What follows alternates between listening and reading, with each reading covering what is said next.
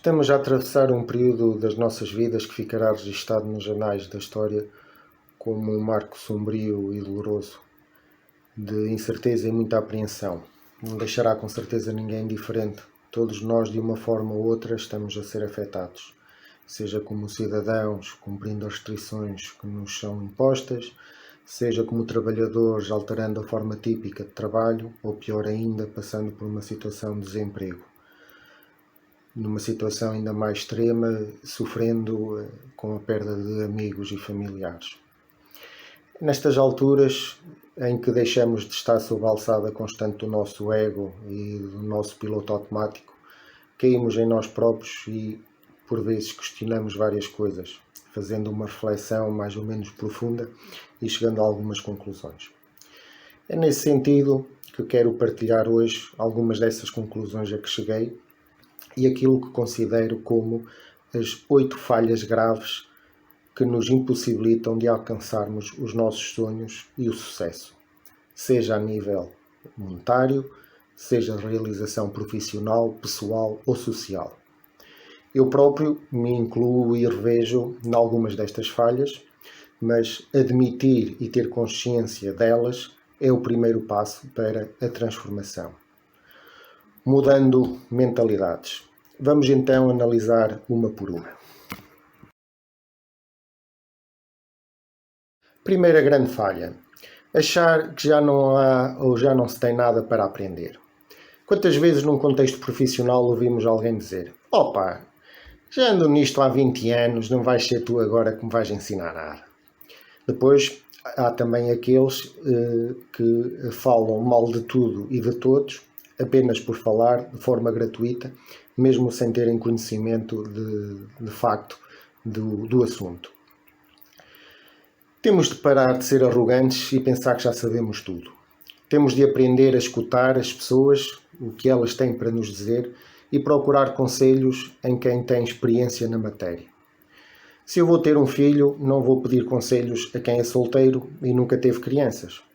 Se eu vou comprar um automóvel novo, não vou pedir conselhos a quem anda de bicicleta. Faz-nos mal, mesmo que pensemos que não, deixarmos-nos levar pelo ego e pelo gosto de sermos bajulados, elogiados e o centro das atenções. As pessoas inteligentes ouvem mais do que falam e estão em constante evolução. São curiosas por natureza e humildes para reconhecer que têm muito para aprender. Como diria Sócrates, o filósofo grego, só sei que nada sei. Portanto, a vida é uma escola e devemos aprender até morrer. Segunda grande falha. Procurar culpados em tudo o que nos acontece. Por muito que nos custa ouvir, os únicos culpados pelos resultados que surgem na nossa vida somos nós próprios. Os erros fazem parte da vida e precisamos aprender a lidar com eles antes que seja tarde, porque nunca poderemos voltar atrás. Mas temos de ter a noção de que todas as decisões e atitudes que tomamos, mais cedo ou mais tarde, têm consequências. Aceitá-los é fundamental para que possamos dar continuidade às coisas que fazemos e possamos amadurecer ainda mais. Devemos buscar no fracasso uma forma de evoluir, aprendendo com o próprio erro.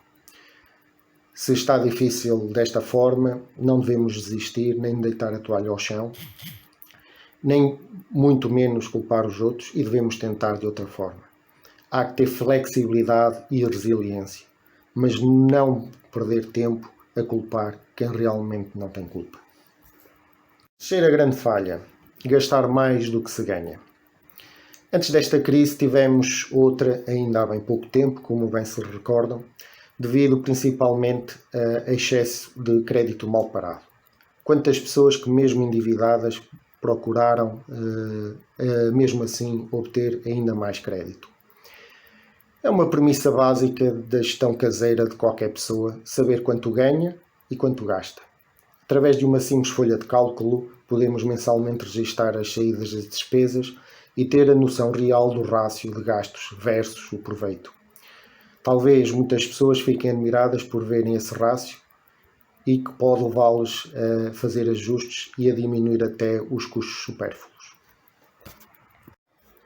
Quarta falha grave: não ter planeamento sobre o futuro. Levar a vida ao sabor da corrente é muito poético e filosófico, mas às vezes a corrente pode levar-nos contra um poste ou contra uma parede. Viver sem objetivos ou metas é um caminho que não nos leva, obviamente, a lado nenhum. Seja a nível pessoal ou ao nível de uma organização, tem de existir planeamento. Qual vai ser o meu próximo passo? Quais as metas que pretendo atingir daqui a 3 meses, daqui a meio ano, daqui a 1 ano? Mudar de emprego, comprar uma casa, fazer a viagem da minha vida? O que precisa para atingir esse objetivo? Ao termos bem definidas as metas e os prazos, acabamos por naturalmente nos capacitarmos e motivarmos para os atingir. Quinta falha grave: viver de aparências. Esta é infelizmente uma das realidades bem presente na nossa sociedade. Quando digo nossa sociedade, não me refiro à sociedade europeia, mas efetivamente à sociedade portuguesa. Tentamos mostrar exteriormente sinais de riqueza que de facto não possuímos. Vou-vos dar um exemplo muito simples. Há uns bons anos atrás, sendo eu responsável da oficina, atendi um cliente. Um cliente vestido de fato, com uma boa postura e muito bem falante, que queria trocar os 4 pneus do seu Jaguar. Pediu-me uma proposta para a mesma marca de pneus que estavam na viatura, que eram topo de gama. Fiz-lhe a proposta e, ao analisá-la, perguntou-me se havia uma opção mais em conta. Fiz a proposta, que correspondia a pneus de média gama, não propriamente os mais indicados para a viatura. Ele analisou e mandou avançar com o serviço, informando que viria no dia a seguir levantar a viatura.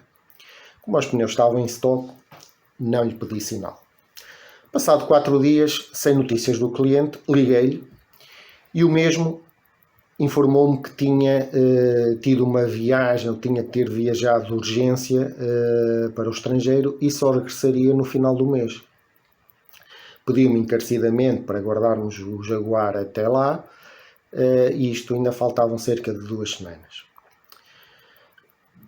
No dia seguinte fui almoçar ao sítio do costume, ao centro comercial perto da loja, e adivinha quem é que estava lá a almoçar também. Muitas vezes esta necessidade de viver de aparência está associada à falta de confiança, a sentimentos de inferioridade, à ausência de autoconhecimento. É que, bem analisado, só nos estamos a enganar a nós mesmos. Estamos a viver uma ilusão, uma realidade que não é verdadeira e que será uma questão de tempo até se desmoronar. E com isso acabamos por perder toda a nossa credibilidade perante as pessoas que nos rodeiam. Sexta falha grave: agradar aos outros e andar com as pessoas erradas. É nos momentos difíceis, como os que estamos a viver neste momento, que realmente descobrimos quem são os nossos verdadeiros amigos e quem simplesmente nos passa a ignorar ou abandona. Mas estas pessoas esquecem-se, muitas vezes, que todos temos telhados de vidro e amanhã poderão ser eles. Ao longo da minha vida aprendi algumas lições e uma delas é esta: as certezas de hoje são as dúvidas de amanhã. Quantas vezes nos deixamos influenciar por amigos que nos fazem ir contra os nossos princípios? Costumam trair a esposa e ainda se gabam e tentam que façamos o mesmo, que nos levam para os jogos de azar e nos fazem perder dinheiro, que nos fazem perder uma tarde em conversas fúteis e por vezes conflituosas. Um dos meus chefes, quando eu comecei a trabalhar, há muito tempo, disse-me uma vez que em tudo o que nos dizem deveríamos aplicar a regra das 3 peneiras. Quando alguém, seja um colega de trabalho ou algum amigo, nos vem falar sobre outra pessoa, devemos pará-lo e perguntar-lhe: tens a certeza do que me vais contar corresponde à verdade? Segundo, gostarias que te dissessem o mesmo de ti? Terceiro, achas que é útil ou importante ou necessário para mim o que me vais contar? Amigos de ocasião ou amigos de circunstância somos quase que obrigados a ter na sociedade onde vivemos, mas não devemos esperar nada deles, nem devemos nos deixar arrastar por eles. Como diz o ditado, mais vale um inimigo sábio do que um amigo ignorante. Devemos nos afastar dos amigos que nos levam para baixo, que são egoístas e apenas nos procuram para a sua própria necessidade, que não nos ajudam a evoluir, a crescer, que por vezes até têm ciúmes do nosso sucesso e fingem estar contentes. Esse tipo de pessoas deve ser erradicada da nossa vida. Sétima falha grave: ausência de gestão de tempo. Tempo é dinheiro. A seguir à saúde, o tempo é o bem mais precioso que temos. Devemos saber usá-lo com sensatez e inteligência. Passar horas em conversas da treta, o fim de semana alapados no sofá a ver séries ou jogos de futebol, a beber minis, a comer termossos. O valor acrescentado disso é bola. Claro que temos que nos divertir e desanuviar a mente, mas para isso basta 1 hora ou 2. Não é necessário um dia inteiro. Eu vejo o meu caso. Tenho 44 anos e já vivi muito de facto, mas quando olho para trás e me revejo na faculdade ou mesmo no secundário, meu Deus, parece que foi ontem. Tempos fugite, o tempo voa e não volta atrás. Alguém disse uma vez, há 3 coisas que não voltam atrás: a palavra proferida, a flecha lançada e a oportunidade perdida. Acho que ninguém quer chegar à idade da velhice, olhar para trás e ter a consciência que a sua vida foi uma nulidade, um grande e enorme vazio, que deixou para sempre, ou que deixou para depois os sonhos que queria cumprir e nunca o fez. Devemos usar o tempo com sabedoria e com quem nos dá valor. Ler, escrever, aprender algo de novo todos os dias, um hobby, passar tempo de qualidade com a nossa família, com os nossos filhos, com os nossos pais. Isso sim acrescenta valor, faz-nos evoluir, faz-nos crescer. Oitavo e última falha grave: falta de espiritualidade e autoconhecimento. Independentemente do nosso credo ou religião, somos seres pensantes e conscientes. Somos os únicos animais na Terra que conseguem questionar sobre si próprios, o seu propósito e as suas origens. Todos nós nos sentimos bem à beira-mar, por exemplo.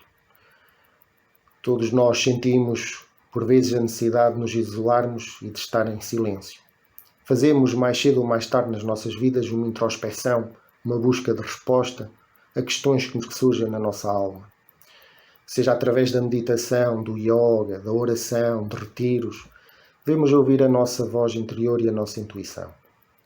Nunca é demasiado tarde para sermos aquilo que deveríamos ser.